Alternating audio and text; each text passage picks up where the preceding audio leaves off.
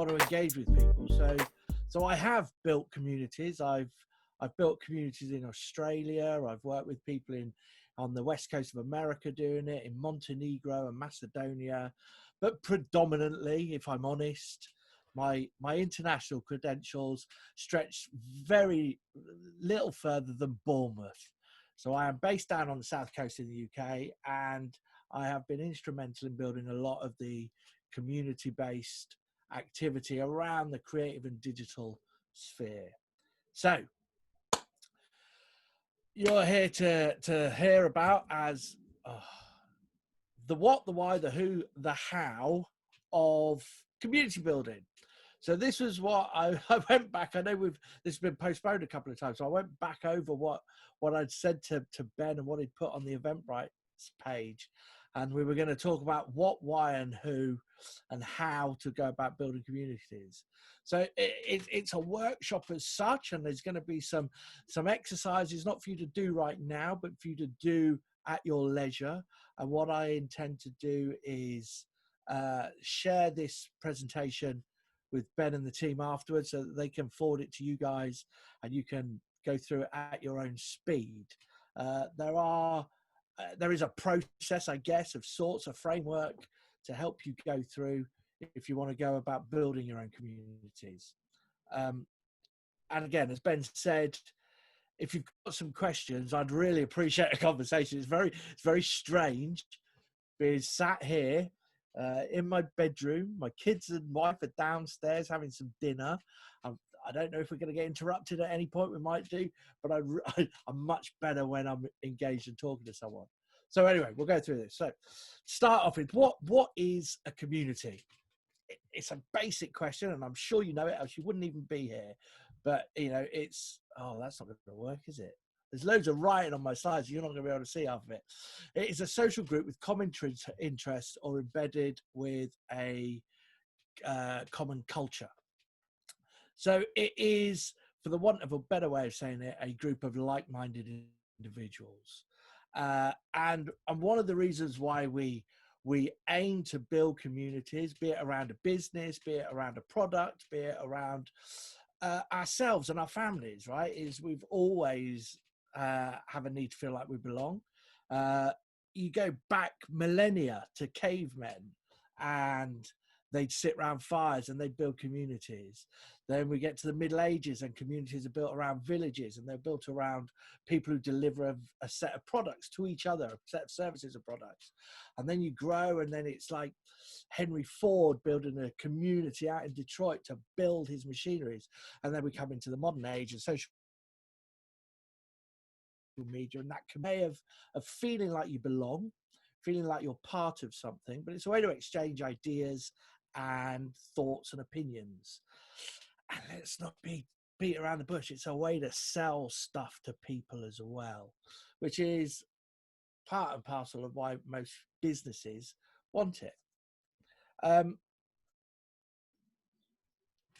Back in the late 80s, early 90s, there used to be a game you could play. They even turned it into a board game, I think, at one point, called the 6 Degrees of Separation, or the 6 Degrees of Kevin Bacon. And this was this idea that you could link any two film stars or any film star to Kevin Bacon within 6 steps. Within 6 individuals or 6 different films or 6 different ways, all celebrities are in some way or another connected to Kevin Bacon in 6 or fewer steps. And this is this idea of ideas seeding out and growing exponentially. This is this idea of one of the reasons why communities are so good is if you've got an idea, or if you've got a community and you can spread an idea around it, each individual will have their own 6 degrees of separation, and your ideas and your products and your services grow and grow and grow, and you can seed it out to a much bigger group of people with it, and it's scalable because you take far less effort. If all I've got to do is tell 6 people, and those 6 people tell their 6 people, that's 36 people. Those 6 people tell another 36 people, and my maths isn't good enough to know what that is, but it's a big number, like 180, 190, 200 people, whatever. So if we could somehow get our story out to a group of people, then That's why we have communities. In fact, there was a doctor or a Professor Dunbar. The 150 is the Dunbar number. Now, the Dunbar number relates to the number of active relationships or acquaintances an individual can hold at any one time. And you see organizations are built around this, and it just kind of means that actually we can only have at any one point 100 relationships, and that might be 10 family, then 50 friends, and then 90 acquaintances, and then we sort of switch off. Then we cannot maintain those relationships. So the idea of having a community is if everyone's got either their 6 degrees of Kevin Bacon or their 150 their Dunbar number, the quicker you can grow that community, the quicker you can spread your ideas through it. That's why they are hugely beneficial to any kind of business. You know, what Ben and the team are growing at We Coffee is not through relentless advertising and pushing a message, or it's through pushing a message, but it's not through paid for advertising. It's through actually, if we build a community, we build an army of advocates and evangelists who will then extol our virtues on our behalf. They'll tell people about it, and our stories will grow. And we do it because of this sales funnel. Yeah, we talk about sales as if it's a dirty word. It's not. It's part and parcel of why we have businesses. There is no point in growing a business unless you are trying to sell a product or a service. It's the level of transparency and integrity you have behind it that distances you from or differentiates you from a good business or a bad business. But the point is, it's about this sales funnel. And what communities enable us to do is at the top of the sales funnel, as you'll see there, it's about generate awareness and interest. It's about telling people that there are, or growing the message and putting it out there. And that then falls down to the bottom of the sales funnel in terms of retention and advocacy. If you can build whatever your product is, even if you're selling coffee beans or if you're selling coffee mugs or if you're selling coffee machines or a coffee shop, if you can grow that interest and make people aware of it, and then they'll come and try it, and then you build that community and you retain that community, then they'll advocate on your behalf and they'll fill the funnel once again. So again, it's all back to how do we fill that funnel?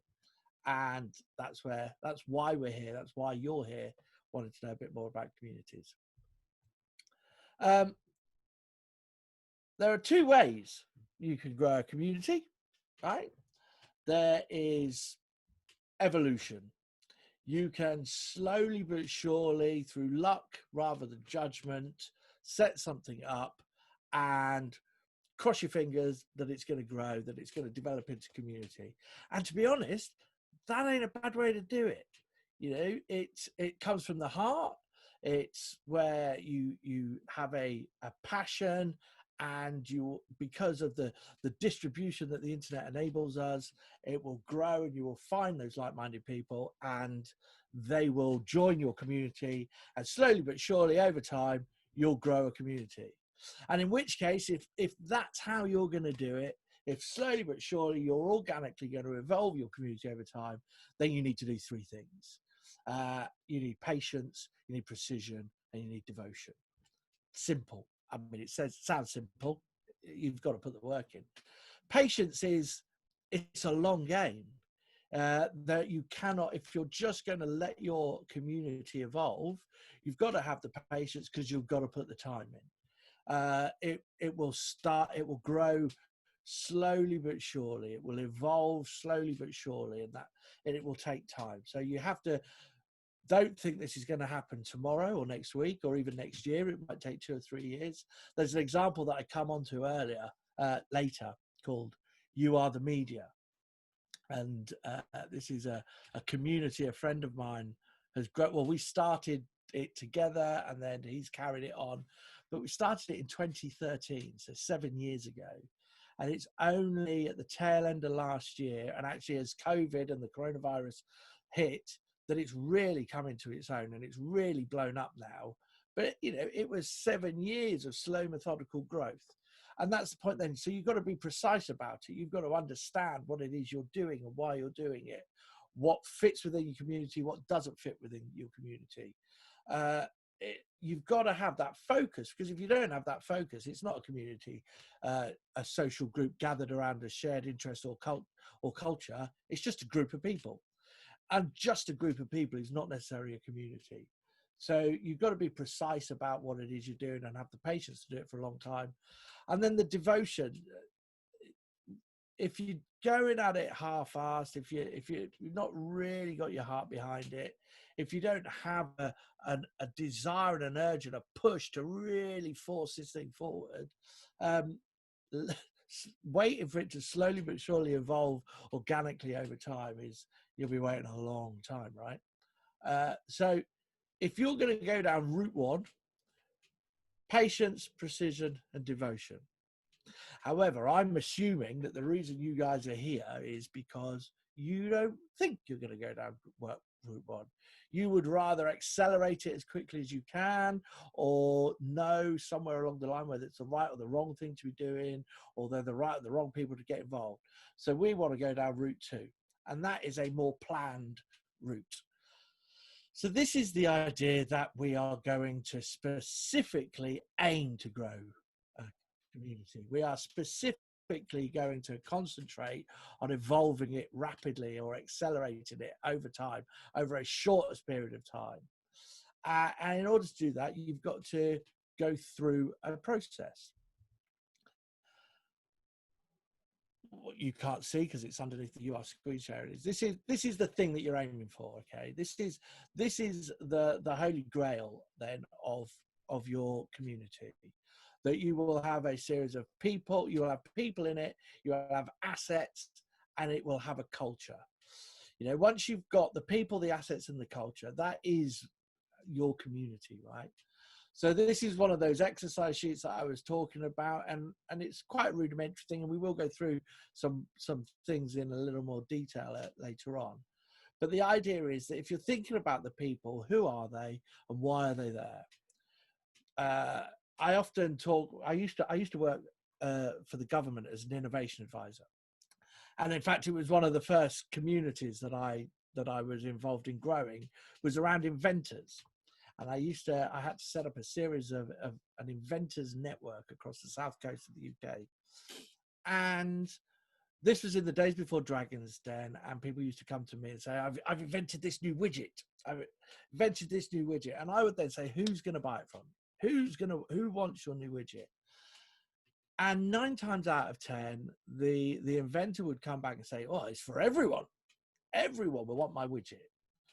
At which point I would go, well, I don't want it, and I'm pretty sure my mum won't want it, and my nephew, he's 9, he's not going to want it. So this idea of who is your community for, it is never for everyone. There are always people that it isn't for. So one of the first things that you need to do, besides deciding what your community is going to be around, is understand who that audience is. Who are these people that you are hoping or imagining are going to join your community, and why exactly are they going to do that?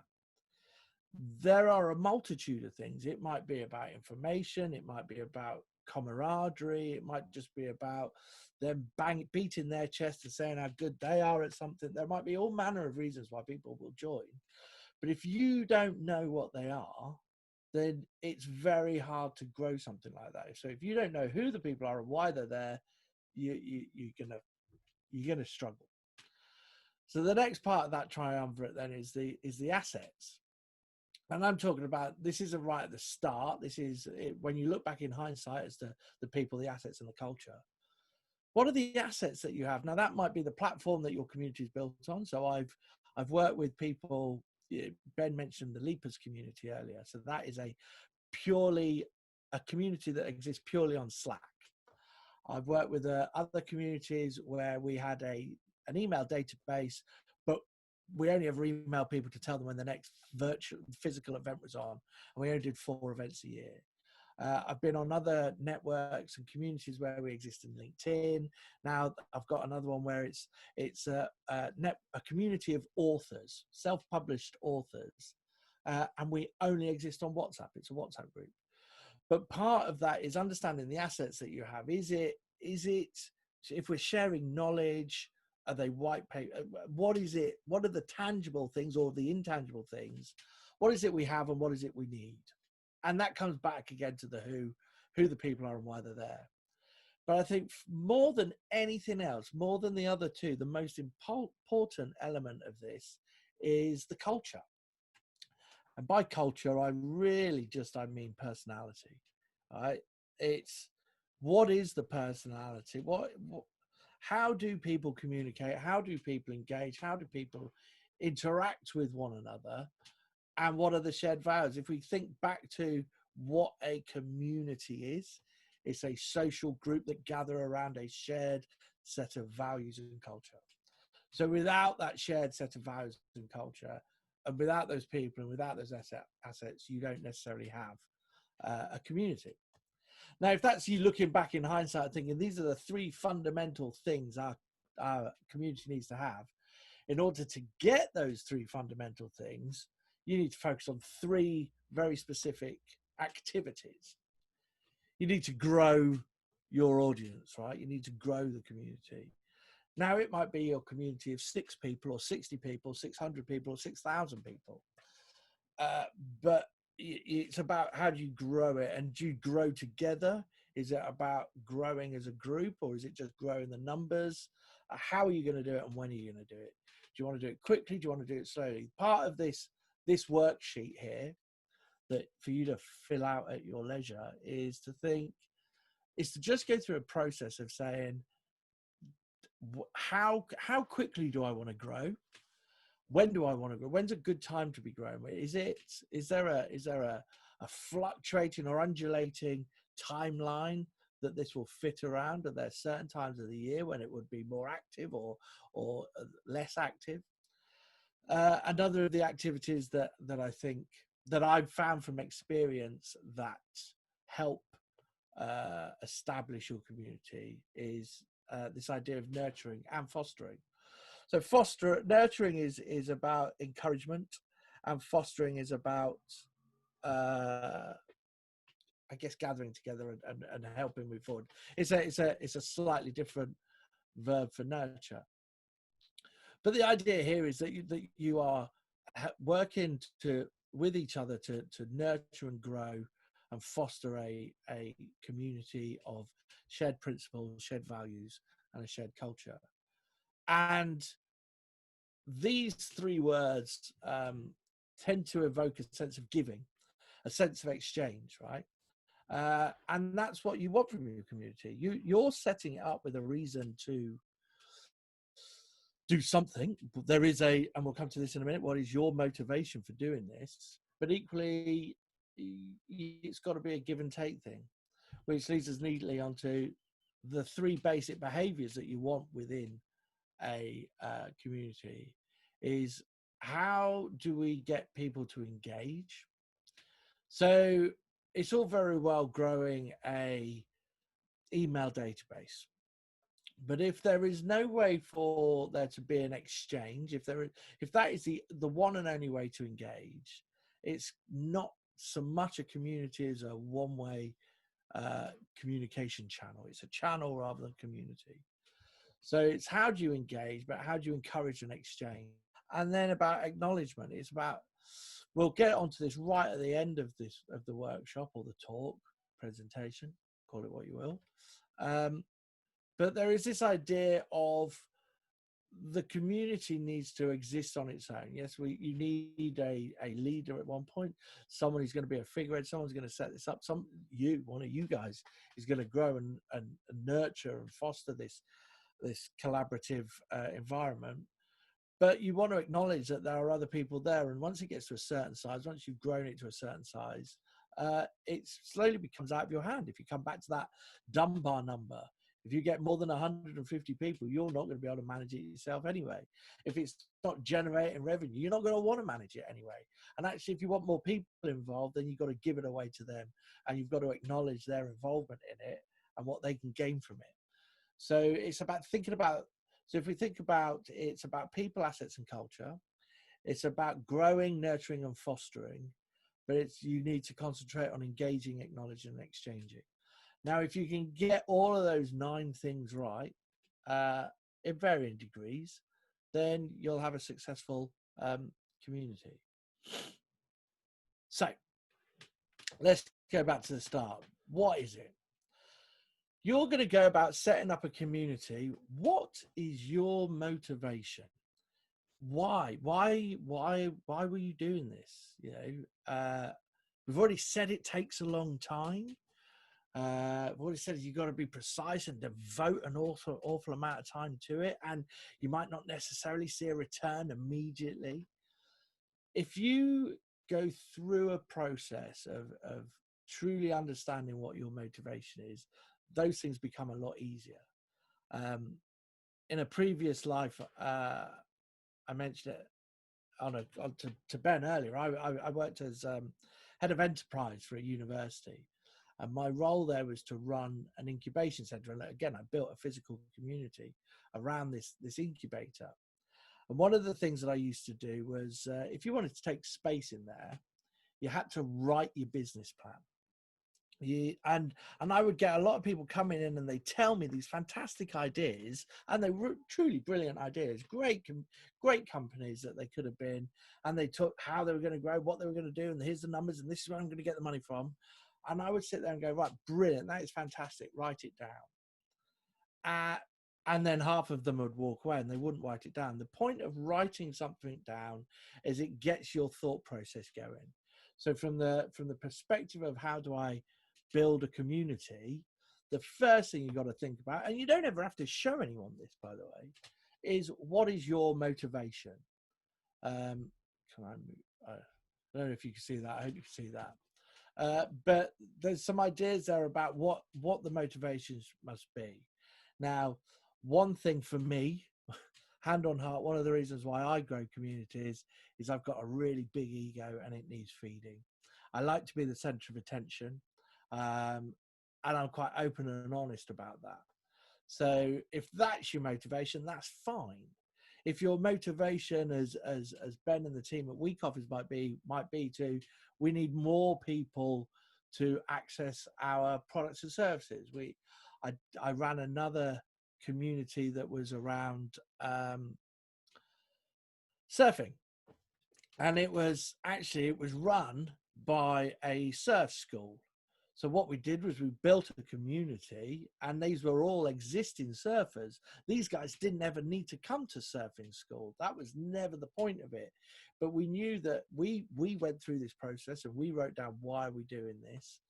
And we knew that if we could get them and enable them to do something that they loved, then people who aspired to be like that would want to get involved. And our point in this process would be, and that's the point at which we can sell our surf school to them.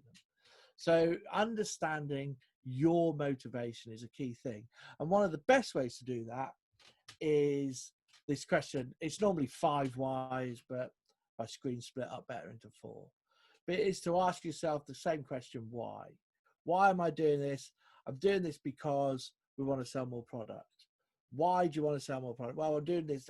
If you break down the question as to why you're doing it 4 or 5 times, and you keep asking the same question, why, you get to a really focused answer as to the point of what you're doing. What this enables you to do, bearing in mind this is your community that you're starting, is to understand very succinctly, very clearly, what your motivation is for doing it. And then you can have, when it starts to grow and it starts to gather a life of its own, you can look back at your motivations and you can say, did that, I meant to do it for this reason. Is this happening? It gives you a benchmark. It gives you a checklist. It gives you something to come back to when it starts getting to a size where you've got to make some decisions and you're wondering, is this the right decision? Well, my motivation was this. Does this help me meet that? If it doesn't, I've got way more important and interesting things to be doing. So it helps you decide what you should and shouldn't do. So understanding your motivation. Now, this might be, it might be that you're a massive Doctor Who fan, right? And you want to build in fact, I had a friend, let's say not Doctor Who. There used to be a TV series, an American TV series, probably about 15 years ago, called 6 Feet Under. And it was about some an undertaker and a firm of undertakers in the American Midwest. And a friend of mine was a huge fan of this show. So he started a community. He decided he was going to put on a death conference. And so he was going to put on a conference. No one ever talks about dying. I'm going to do a conference about dying. We're going to have an exhibition of coffins. We're going to have the best funeral awards. We're going to have people talking about the afterlife and cryogenics and all these things. His motivation for doing that was he wanted the stars of 6 Feet Under. He wanted to meet them. And he couldn't think of any other way in which he was ever going to meet the stars of this show. So he's like, I will build a community that centers around their area of interest, which happened to be an area of interest for him. He's a macabre person. But if I build that community, my motivation is to meet that person. And he did meet one of the stars. He managed to get one of the stars. He ran the conference for 5 years, I think. And he eventually managed to get one of the stars of 6 Feet Under to come along and attend it. But it was because he knew what his motivation was for building a community around death and funerals. I've taken it down a rather morbid angle. Let's move on. Who is the audience? I talked about this earlier, that it's not, the audience is never everybody. And sometimes, rather than decide who your audience is, sometimes it's a lot easier to think about who your audience isn't, or at least start there. One of the points is a community works best when everyone is involved in driving it forward. So they're all interested in it. If you've worked out what your motivation is, you've got a clear idea of what the community is focused around and why it exists, and then you've got a clear idea of who this audience is, then they will take it and they will move it forward. And actually, whereas it starts a lot of work with you as a community leader, what you're trying to do is empower the community members to take it in directions, hopefully that you've decided it needs to go in, but that they'll decide amongst themselves. And if you want to keep it on a trajectory that you've decided it should go on, then having a really clear understanding of who your audience is really matters. So Seth Godin, the internet marketeer, he's written a brilliant blog post, and it's not too hard to find. Google Seth Godin, find 10 people. And this idea is, and I talked about it earlier with the Kevin Bacon and 6 Degrees of Kevin Bacon. Find 10 people, identify 10 people. When you talk to a copywriter has to have one person in mind. Or when you're building a community, think of 10 people. Those 10 people, who are those 10 people? They are the people that you need that will help you grow this community. They're the ones who will take it off you. So Ben mentioned Leapers earlier, and I brought it up again, that Slack-based community.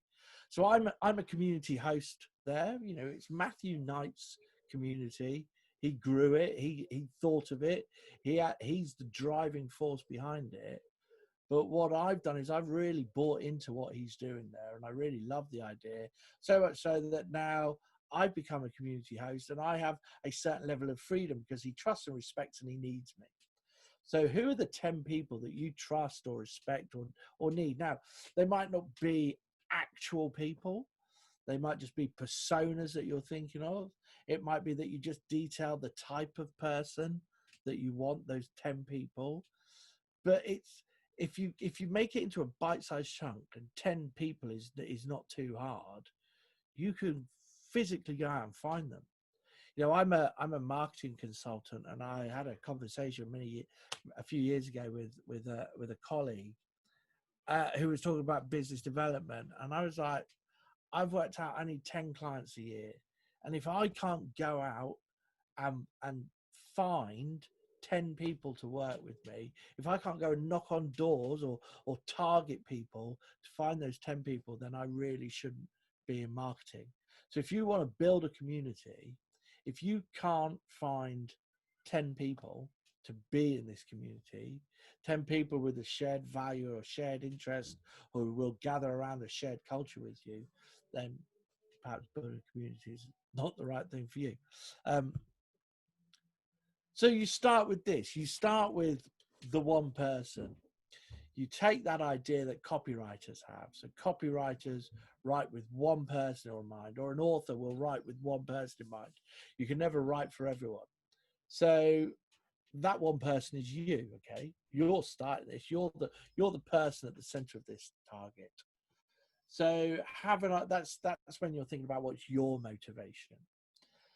Once you've got past what your motivation is and why you're setting this up and what you hope to get out of it, and you've written it down, because that, like I said, that process of writing it down really gets the brain working in a slightly different way. Then you move on to the next ring, and that's the 10 who. Who are these 10 people?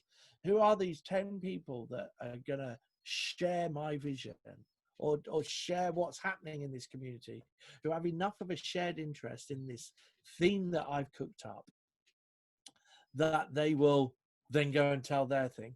And so that you get to that magical 150, the Dunbar number of who are those people. Because once you've hit 150, communities take a life of their own. They grow and they expand, and they grow exponentially and quickly, and they scale, and you can monitor, you can do all sorts with them. But you've got to do that. First step is you, the one in the middle. Then it's the 10. Who are those 10 people? Why? And from there, you'll find your 150. But the idea is just keep an eye on these. Just keep an eye on these numbers. Or keep an eye on the personalities. Keep an eye on the behaviors. Keep an eye on the motivations. Speaking of which, what is the motivation for people to join your community or this community that you're creating? Why would someone join this community? You know, if we were starting a community that based around Doctor Who, right? Why would someone want to do that? Are we giving them something? Are they able to contribute something? Is it going to help them grow in other ways? Might it give them knowledge or information? Might it help them develop their business? Might it help them develop their personality? Might it find them a wife or a husband? What is their motivation for getting involved in your community? It might be, you know, finding information is an interesting one, isn't it? Because there is so much information on the internet that actually I can find anything I like on the internet. I don't need to go to a community to find some information. What I'm looking for maybe is about discussions around that information. Is it around business, or is it around like leapers? Maybe it's got a mental health angle. So is it about giving me strength and encouragement? Is it about making me feel like I belong, or making me feel like I'm not alone, that this weird fetish that I have is shared by this guy, these people over here, and now I don't feel like such a weirdo? Yeah, how do you manage that kind of scenario? So the idea is, think about in great detail, or as much detail as you can, or even once your community is in its early days, is up and running, maybe ask them, why do you get involved in this? Why are you here? And if you could do some qualitative, or if you could go and speak to some people, if you could build those relationships where you can go and say to someone, why are you involved? We're reaching a point now. I think it's this. My motivation was this. Yours, what's yours? Why are you here? I mean, I'm really pleased that you are, but why? what is it you get from this? You sort of need to understand that, right? You need to know that the reason I set it up was this, the reason you come is that. Hopefully they're the same or aligned. There's some crossover, because once you find that sweet spot where your motivations and their motivations meet or overlap, then it's easier to grow something. It's easier to nurture those behaviors. It's easier to acknowledge that that's what's happening. It's easier to push the exchange and foster new behaviors and actions and activities. So understanding your audience's motivation is kind of key, right?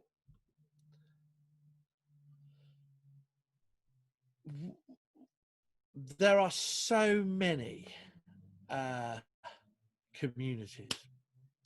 It was one of the wonderful things that the internet has enabled for us. In fact, it's pretty much the reason the internet was invented.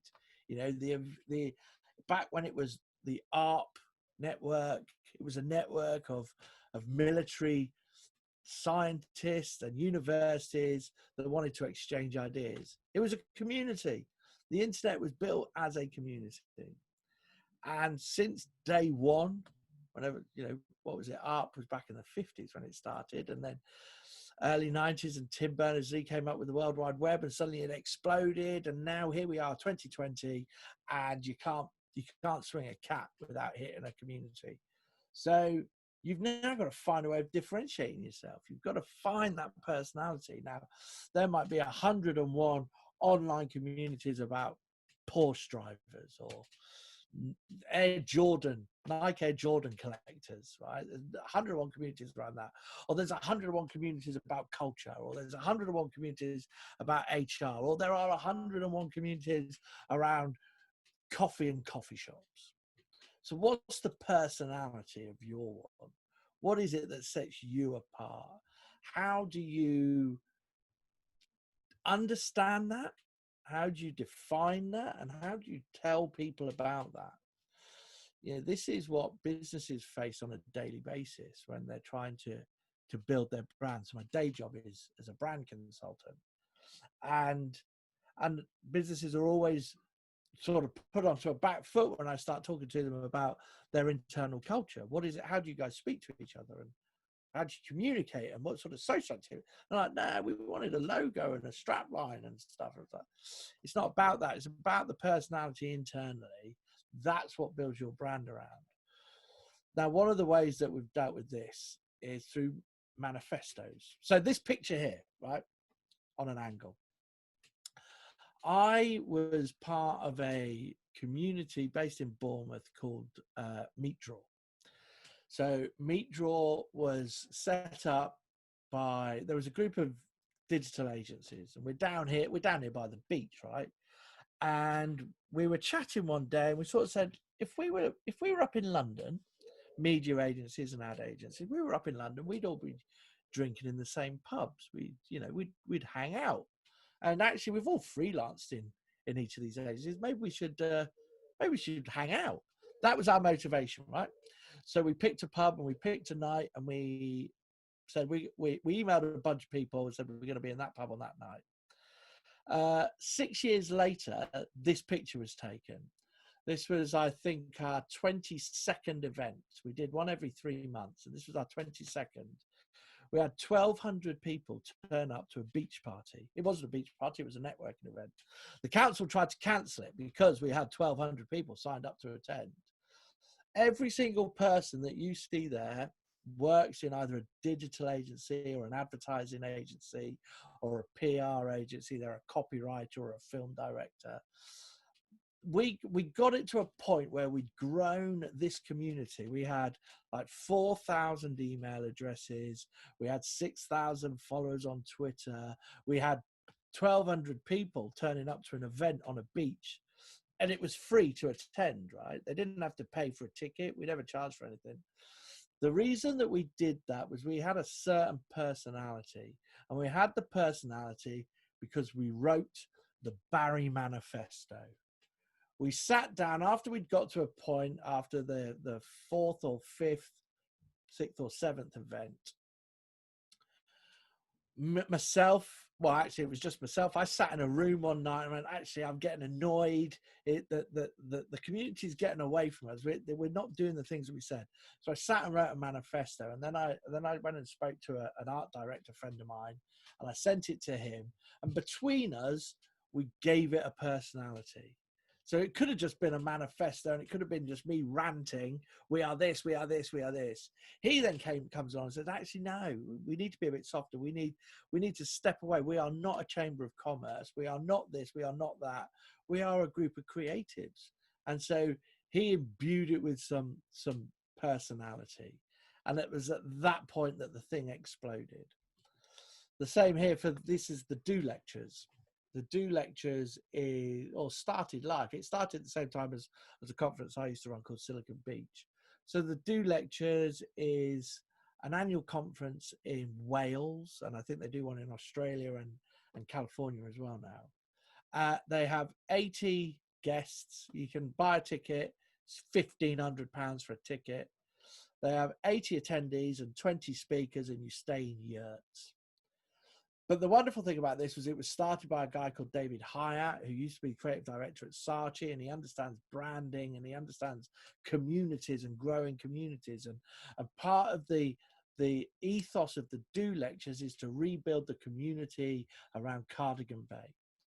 And I urge you to go to the Do Lectures website, because they've written a manifesto, or David's written a manifesto, the It's Just Me manifesto. And when you go to the Do Lectures website, and when you read what David's written about the community, because they call it the encouragement community. And when you read about what he's done and what he says about what they're doing and why they're doing it and what they will do and what they won't do and why, all of these things, the personality comes flooding out of it. And it's not just another corporate training day. It's not just another same as every other conference. It's not just a room with 20 speakers stood up. It's not a networking thing. It's different. And off the back of that, off the back of writing the It's Just Me manifesto, he's grown a conference that is around the world. He's got a book series. He does training events. And what he does with that is, because he's built this community that people aspire to be part of, the selling of the training and the selling of the books is infinitely easier. He no longer needs a marketing budget. He's got a community. He's got a community that buys into what he's doing. And they buy into it because there is a very clear manifesto. Equally, this is the other network that I said I was involved in when it started down here in Bournemouth. This is called the You Are the Media. He calls it the Lunch Club, but actually it's a lot more than that. In fact, it's the Marketing and Media Training and Learning Community. What these guys... Oh, sorry, son's just arrived with a cup of tea. Thank you very much. What this guy's done, it's a chap called Mark Masters. And sort of back in 2012, he and I were running a series of events. We were building a community. The work that I was doing took off, and he started doing something else. He started an email network, and he's a content marketer. So what he was doing was building a subscriber database. So he started sending out a weekly email, just this weekly email, and just his thoughts and opinions. There wasn't a lot to it. And then over time, he was like, actually, this would be a lot better if I had people in the room. So he started organizing a lunch club. And it was like, I don't want to do the same networking as everyone else. I want people to gather around and come, and we'll do it over lunch. We'll provide lunch. It'll be an hour and a half, and then it's back to work. And so we did that. And then that evolved into a podcast. So now he's got a weekly email. He's got a monthly lunch club, and then a monthly podcast. And then he became an annual conference. So now he's built this whole network around what was essentially an email database. And funny, I was on the phone to him earlier telling him that I was coming to do this and wanted to speak to him a bit more. And if you go to youarethemedia.co.uk, he does a weekly post now, and you can go in there and he tells you, this is how I did it, this is why I did it, this is how I've done it. And now he's got it to the point where the podcast, someone else produces that for him. He doesn't pay him. I think the other guy produces it, and whatever revenue comes out of the sponsorship or whatnot from it, Mark takes a percentage of it. The lunch club, he doesn't. He gets people to come and host the lunch club, so he doesn't have to do that. The conference, he takes great pride in that, so he wants to keep doing that. And all it sits around is this weekly email. But there was this level of integrity. There was a certain motivation. He knew what his motivation was. He really understood his audience. He understood what their motivations were, and he worked out how to empower them, how to let go and give it away. Because if your community is only ever 100% led by one person or one single person, it will have an agenda. It will take on an agenda. What you want to do is get to the point, maybe it's 150 people met that magical Dunbar moment. You want to get to a point where you can just let go. When actually the community takes on a life of its own. It's still your community. You're still the face of it, the head of it, the CEO, whatever you want to call the figurehead of this thing. But actually you've built it in such a way that the members now own it, and they take it in a route or a direction, and they do stuff about it that you couldn't possibly do. And then you sort of get to that point where, okay, so if we're going to do that, we need a structure, right? Because a community works best when everyone is involved in driving it forward, and that power belongs to each and every person there. So you need a structure, but you don't want too much structure. So you've just got to think about, what are the bits that I want? What are the bits that they need? How do I hold on to this? Which bits do I want to take off? There's a load of books on this, and one that you should think about thinking is to, or Google some articles about it, is teal organizations. So these are self-organizing or self-actualizing teams. It's the next generation of agile, and this is about holacracy. It's about reciprocity. It's about understanding the give and the take, and understanding what my value is, what I take, what I give, what I offer, what value I offer to this. How do I move that forward? So it's about, if you truly want to build a community, you need to build it in such a way that you can let go of it at some point. And that requires structure. That requires understanding right back at the start what your motivation was, but also what the audience's motivation is for being there. And if you truly understand that, they'll be desperate to take it off your hands. They'll be desperate to get involved and work with it. So there you go. These are your 5 things you need to remember, right? First and foremost, you need to choose a theme. That's about your motivations. That's about, why is it here? Why are you passionate about it? You got to understand your audience, identify who they are, why they want to get involved, how they'll get involved, what their motivation is, what the value they're going to take, and what the value they're going to add. Write a manifesto. I can't say, this is that idea of writing it all down, but write a manifesto. Give it some personality. Create a community that people will be tripping over themselves to be part of, because it speaks to them, it speaks to the person. And then as you're running it, engage, acknowledge, and exchange. And then finally, let go.